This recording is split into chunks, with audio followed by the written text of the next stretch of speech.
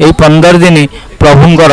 अदर्शन लीला होता है एवं प्रभु अलारनाथों पाखे भक्त मानकर दिव्य समागम होता है। ये समय रे अलारनाथंकर खीरी अत्यंत प्रसिद्ध भोग अटे एवं भक्तवांछा कल्पतरु जेतेबेले प्रमाण अछि जे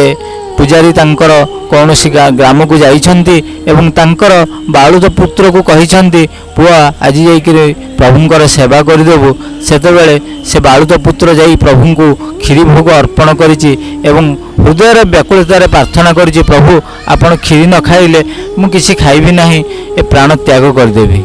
एवं प्रभु से खीरी की ग्रहण करिछंती। एकथा तांकर पिता जानि पारि नाहंती एवं जेतेबेले खबर पाइछंती जे पुओ मंदिर को जाउची खीरी भोग नेइकिरी मात्र फेरुची रिक्त हस्तरे सेतेबेले से निजे यार सत्य सत्य जानिबा निमंते